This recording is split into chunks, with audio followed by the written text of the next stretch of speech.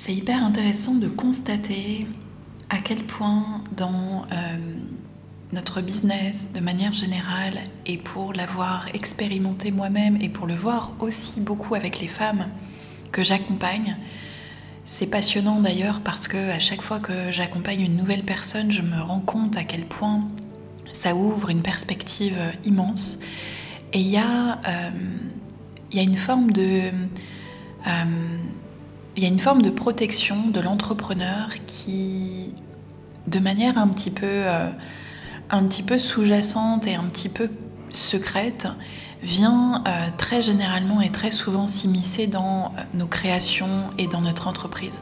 C'est le symptôme de si ça se fait pas, c'est pas grave. On va l'appeler comme ça. Il y a vraiment quelque chose qui revient très souvent dans la gestion d'un business ou d'une activité, ou dans la création de quelque chose de nouveau, ou dans la création quelle qu'elle soit, qu'on soit coach, entrepreneur, artiste, mais pas que. Je pense que c'est quelque chose qui est encore bien plus large si on va encore plus loin, qu'on dépasse le domaine psychologique, qu'on dépasse le domaine individuel, qu'on dépasse le domaine identitaire. C'est quelque chose qui va avoir un rayonnement encore bien plus fort et qui nous indique toujours notre relation au divin, notre relation à Dieu, notre relation au sacré et parallèlement notre relation au Christ. Et dans mes enseignements justement autour de la psychologie du Christ, de la réalisation de Dieu, quand je parle du Christ, bien évidemment, on connaît tous l'histoire de l'homme, l'histoire de Jésus, de Nazareth, né à Bethléem. Mais évidemment, le concept christique, et lorsqu'on parle de conscience christique ou de psychologie christique, on est vraiment dans quelque chose qui va bien évidemment au-delà de l'aspect identitaire humain de ce qu'était Jésus en son temps. Et lorsqu'on approche vraiment cette psychologie christique et qu'on l'intègre dans tous les secteurs de notre vie, il y a quelque chose de magique qui se fait à chaque fois dans la compréhension, dans l'appréhension aussi de toutes nos entreprises, de toutes nos activités et de tout ce qu'on fait de manière générale. Bien évidemment, cet aspect christique, il a tout à voir avec notre rapport à Dieu, notre rapport au vivant et notre rapport à ce qu'on pourrait qualifier de Dieu sur terre sous forme humaine que nous sommes. Et c'est pour ça d'ailleurs qu'on trouve dans les textes bibliques et dans les évangiles que le Père et le Fils sont un, puisque nécessairement c'est la première grande réalisation qui nous permet d'accepter ce principe total d'unité. Moi et le Père, nous sommes un. Jean 10:30. Et c'est vraiment, je crois d'ailleurs que je commence principalement toujours par là, quand je commence un accompagnement ou quand j'entame un processus de partage des enseignements christiques, de la psychologie du Christ et de ce processus justement de réveil à Dieu dans le sens d'unité absolue, de totalité, d'éternité, de perfection, etc. Et c'est hyper intéressant parce que j'ai réalisé ces derniers temps à quel point ce mécanisme de défense ou de protection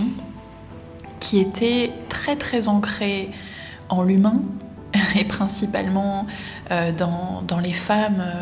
entrepreneurs ou dans les artistes ou dans la sphère de la création, c'est vraiment cette façon-là d'être inspiré,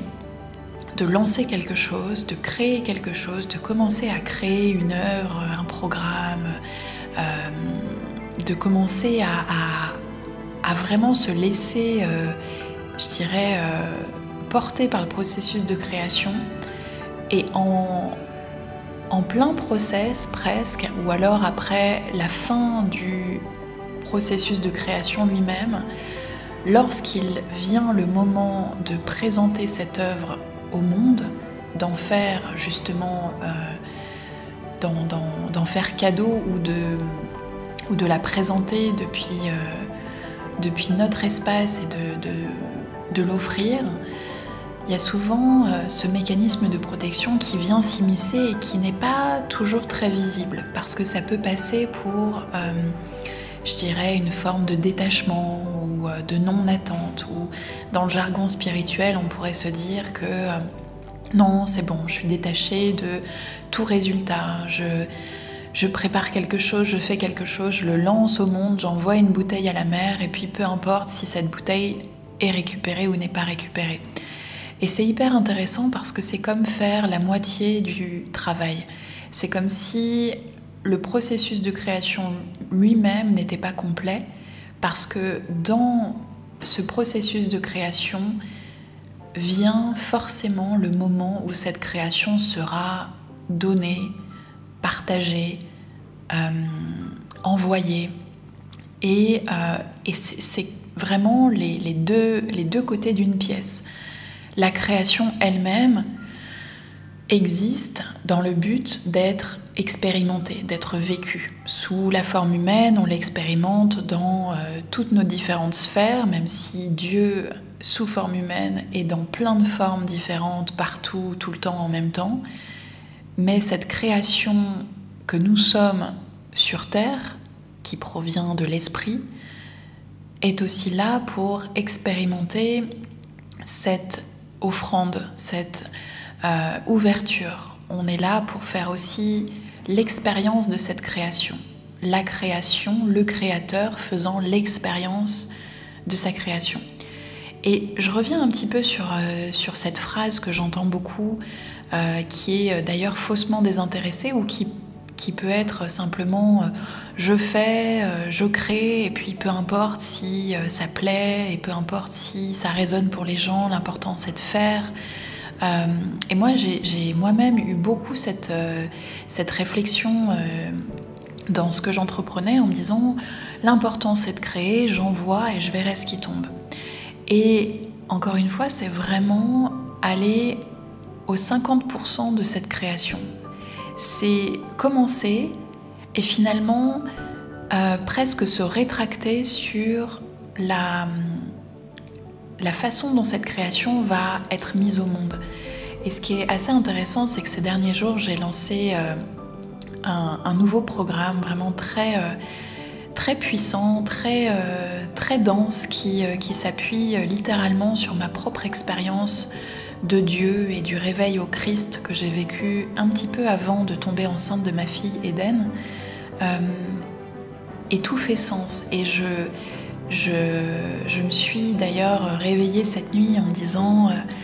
et en priant, je disais simplement dans cette conversation avec Dieu qu'on peut tous avoir, on peut tous ouvrir cette conversation tout le temps, nuit et jour. Et je me rappelle avoir répété cette nuit, donne-moi l'idée, donne-moi l'idée, donne-moi l'idée, donne-moi l'idée. Et l'idée, finalement, elle a toujours été là. Parce que quand j'ai finalement compris que tout était disponible, dans le sens de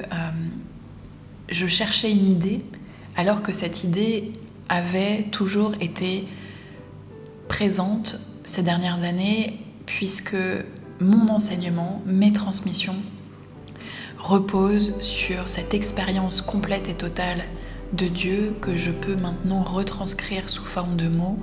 et permettre à d'autres personnes de vivre et d'intégrer. Et c'est assez fou parce que je me sens presque dans un vortex de naissance, et c'est pour ça que j'ai appelé d'ailleurs ce programme Original Vortex, et que ce hors-série de podcast s'appelle Original Vortex, parce que c'est vraiment un vortex qui est en train de m'aspirer et qui aspire justement toutes ces choses pour les contenir comme dans une petite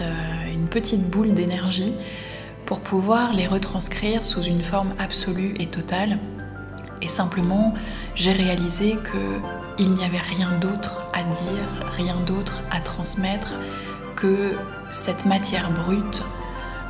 au sujet de la psychologie christique, de la compréhension du Christ, du réveil à Dieu, tel qu'on pourrait le décrire, de notre faculté à remettre Dieu au centre du village pour pouvoir le laisser reprendre les rênes de notre vie consciemment. Et c'est la seule chose qui m'importe. Parce que, avant toute chose, ce qui m'importe le plus sur Terre, dans cette existence, c'est Dieu. Et c'est sa présence dans ma vie et dans la vie de chacun, parce qu'il n'y a que ça qui peut nous apporter une réelle et profonde béatitude, une profonde joie, une profonde paix intérieure, un profond sentiment de sens, et que la vie sans Dieu peut vite devenir vide de sens. Et tout ça pour dire que finalement, ce que j'ai observé beaucoup ces dernières années, c'est vraiment cette moitié de création qui était très présente dans le milieu des créateurs, où il y a un élan profond de faire et de partager quelque chose et de donner, parce que quand on est artiste, créateur, ou qu'on transmet et qu'on a la passion de transmettre et de donner, évidemment qu'on ne le fait pas simplement pour nous et simplement pour faire. Quand on est un artiste, que ce soit un musicien, un acteur, un performeur, on est évidemment dans une relation à l'autre et une relation à comment le public, les clients, les personnes qui nous écoutent, qui nous regardent, qui viennent prendre part à cette création, reçoivent ce qu'on a à donner. Donc finalement, on ne peut pas s'arrêter en chemin. On ne peut pas simplement dire « je crée et je verrai ce qui se passe » ou « je lance cette bouteille à la mer et si un jour elle s'arrête quelque part, tant mieux, sinon tant pis ». Parce que c'est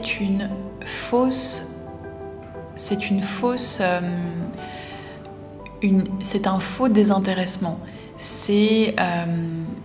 une fausse patience. Et pour moi, aujourd'hui, c'est très clair que ce genre de mécanisme de l'ego, de mécanisme de l'identité, parfois qu'on ne voit pas tout de suite, est une résignation profonde, est aussi un manque de foi en son projet. Et lorsqu'on va plus loin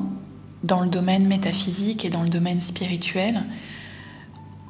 on arrive à une conclusion qui est très simple, que je peux vous donner en une seule phrase. Si vous êtes en tout cas du genre à vivre cette expérience de création à moitié, de faire les choses et puis finalement, quand elles sont terminées, de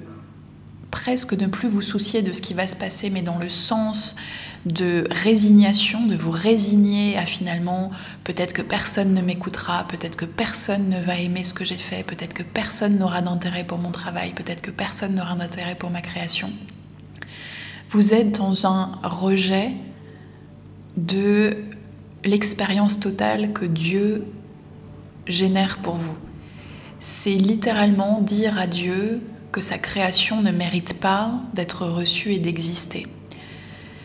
Et lorsqu'on est dans cette phase-là et qu'on se dit à nous-mêmes et donc à Dieu que ce qu'on a créé n'a pas de valeur, ne mérite pas forcément d'exister, n'a pas forcément besoin d'être reçu, ne va peut-être pas être écouté, reçu par les personnes auxquelles on a envie de partager ce qu'on a créé, on s'arrête en plein milieu de l'expérience qui nous est proposée par tout un tas de facteurs, la peur d'être jugé, la peur d'être rejeté, la peur sous toutes ses formes, ou la frustration, ou les habitudes finalement de nos vies, ou les projets qu'on a lancés n'ont peut-être pas abouti, ou on a la sensation que beaucoup de choses ont été lancées, que rien n'a fonctionné, etc. On finit par croire que c'est notre vérité, que c'est notre carte, et que finalement chaque chose qu'on produit n'a pas de résonance chez les autres, ou chaque chose qu'on produit ne viendra pas créer quelque chose en l'autre, et qu'on s'arrête finalement en plein milieu du chemin. Et aujourd'hui, vraiment, je le vois très clairement, très nettement, comme un rejet de l'expérience complète du divin, un rejet de l'expérience complète de Dieu. C'est comme si vous disiez littéralement à Dieu que sa création n'a pas le droit d'exister, ou que cette création n'est pas suffisamment importante ou n'a pas suffisamment de valeur pour exister à part entière. Et lorsque vous êtes dans ce mécanisme de résignation que vous ne voyez peut-être pas, ou de peur, ou d'habitude mentale qui vous a montré souvent dans votre vie que beaucoup de projets n'aboutissaient pas, vous êtes bloqué littéralement dans cet état, vous êtes figé dans cet état et les choses ne peuvent pas avancer. La meilleure option dans ces cas-là que vous ayez, c'est de profondément accepter toutes les émotions qui sont liées à ça. Et les émotions, j'en reparlerai dans d'autres épisodes parce que c'est un portail primordial pour comprendre la psychologie christique et accéder à cette dimension de Dieu de manière totale et de voir à quel point la vie peut changer en une fraction de seconde quand on accepte les expériences de notre vie, quand on accepte la perfection des choses et qu'on accepte de vivre ce qu'on a créé pour nous d'une certaine manière depuis l'esprit que nous sommes. C'est vraiment hyper important de vous poser avec ça et je vous invite vraiment, lorsque vous observez ce genre de mécanisme, d'aller un petit peu plus loin. Si vous ne les voyez pas au début, on peut ne pas les voir, mais d'aller un tout petit peu plus loin et de vous demander: est-ce que là finalement je suis dans une forme de résignation? Est-ce que je suis dans une forme de pattern mental qui me fait répéter encore et encore et encore les mêmes choses, comme dans cette roue du hamster, où finalement je me suis tellement habituée à croire à une version de l'histoire que je n'envisage même pas autre chose. Et quand on est enfermé dans l'histoire de l'ego, dans l'histoire de l'identité, on ne peut pas voir l'immensité de Dieu qu'il y a derrière. Et c'est là justement où je vous invite vraiment à observer dans tout ce passage que vous pouvez vivre, si vous êtes artiste, créateur, si vous êtes justement dans la transmission, que vous avez beaucoup d'idées, beaucoup de projets, que vous aimez créer, que vous aimez vous mettre à l'ouvrage pour ensuite partager ce que vous faites au monde, ne vous arrêtez pas à 50% du travail. Allez au bout de ce que vous avez commencé. Et lorsque vous sentez que vous êtes aspiré de nouveau par cette spirale de la peur ou du déni ou de la résignation, observez clairement et nettement ce qui se passe à l'intérieur de vous. Quelles sont les émotions que vous ressentez? Quelles sont les croyances que vous avez? Quelles sont les histoires que vous vous racontez? Vivez intégralement l'expérience que vous vous proposez là, parce que l'expérience que vous vous proposez, c'est effectivement de voir ces émotions peut-être une bonne fois pour toutes et de comprendre à quel point vous pouvez changer l'histoire.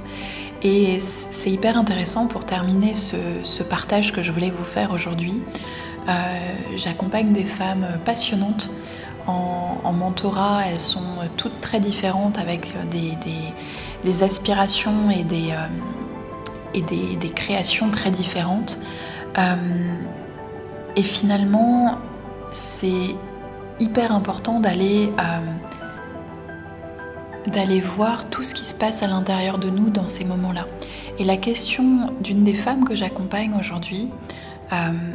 était: mais j'en ai marre de vivre tout le temps la même chose, quand est-ce que ça va s'arrêter? Et la réponse est finalement très simple, dans le sens qu'elle est très simple à comprendre, pas toujours forcément simple à vivre et à appliquer, mais quand est-ce que ça s'arrête? Quand on est épuisé d'une façon de faire, quand on est épuisé dans notre vie, quand on en a marre que les schémas se répètent encore et encore et encore,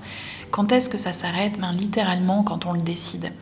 Mais quand on le décide, pas depuis ce plan humain qui va chercher toujours à s'améliorer ou à changer quelque chose, ça s'arrête quand on le décide depuis cet état originel que nous sommes, justement ce vortex originel qui nous emmène dans la réalisation de cette unité, que le Père et le Fils sont un, que l'homme et Dieu sont une seule et même chose sous différentes formes, qu'il n'y a qu'un seul principe créateur, qu'il n'y a qu'une seule chose qui existe et qui est la force de tout ce qui est présent partout et tout le temps. Et ça s'arrête quand on le décide, quand on voit justement ce mécanisme de l'ego et qu'on se dit mais finalement je ne veux plus vivre cette expérience. Et voilà ce qui est hyper important aussi, c'est de voir à quel point la volonté de Dieu peut être aussi simple qu'une pensée qui nous traverse, parce que tout provient de lui, bien évidemment. Et c'était super beau finalement d'observer à quel point, oui, quand on le décide et quand on a vu ce qui est à l'œuvre, que justement, tiens, j'observe une résignation, une forme de peur, une forme de répétition. Et à partir de là, se poser la question, mais finalement, est-ce que Dieu, dans son aspect éternel et infini, n'est pas bien plus grand que toutes ces histoires que l'ego se raconte? Est-ce que Dieu n'est pas bien plus grand que toutes ces croyances que j'ai sur le business, sur la façon dont les choses doivent se faire, sur le fait que j'ai sorti des créations qui n'ont pas fonctionné, qui n'ont pas été reçues et que c'est devenu la norme et que toutes les créations que je vais faire vont être reçues de la même manière? Ça n'est pas une vérité. C'est une réalité qui se répète dans le champ de ce que vous avez déjà connu, dans, je dirais, cette mécanique du réel, de l'ego, avec toutes les croyances associées, mais ça n'est pas une vérité en soi. Votre nature en tant qu'esprit est bien plus grande qu'une simple histoire. Et vous avez la capacité en Dieu, seulement, dans cette réalisation de votre immensité, du fait qu'il n'y a jamais eu de séparation réelle entre ce que vous pensez être sur le plan humain et ce qu'est Dieu, c'est-à-dire absolument tout, partout, tout le temps, puisque c'est la force absolue de toute chose, de vous dire que finalement, ça n'a pas besoin d'être comme ça. Si vous plongez dans cette expérience, vous pouvez alors vous dire: et si aujourd'hui j'allais au bout de cette création? Et si en explorant mes émotions, mes peurs et mes frustrations, je voyais qu'en fait je pouvais aller faire le travail des 50% qui restent, de croire à une autre histoire, de voir que dans mon aspect illimité de Dieu, évidemment que cette création peut être reçue, évidemment que mon art peut être visible, évidemment que mon art peut plaire, évidemment que mes clients peuvent acheter tel ou tel programme que j'ai créé, évidemment que toutes ces choses, je peux les vivre parce que c'est littéralement la volonté de Dieu, puisque c'est une idée qui provient de cet esprit. Et cet esprit nous propose de vivre les choses de manière totale. Comme je vous disais tout à l'heure, c'est vraiment renier la création de Dieu elle-même que de ne pas aller au bout de quelque chose. Parce que c'est comme si vous disiez à cette création qu'elle ne mérite pas d'être visible et qu'elle ne mérite pas d'être vue, alors que chaque chose qui existe et qui veut voir le jour, chaque chose qui veut naître, a le droit d'exister. Et c'est en ça que je ressens la profondeur et la puissance de ce vortex, de cet espace qu'on appelle vraiment ce vortex qui finalement, à l'image d'une naissance, à l'image d'un accouchement, je pense que dans cet espace précis entre l'homme et Dieu, et finalement dans cette non-séparation, de voir que l'homme et Dieu sont deux choses qui ont toujours été ensemble, mais dans cet espace qu'on peut appeler ce vortex entre l'homme et Dieu se passe absolument tout. C'est là où toutes les histoires sont envoyées, c'est là où toutes les croyances sont visibles, et c'est là où parallèlement elles peuvent être complètement pulvérisées par la puissance et l'éternité de Dieu qui vient mettre sa main sur ce projet et rappeler le caractère infini, illimité, total de ces idées qui ont envie de naître à travers nous.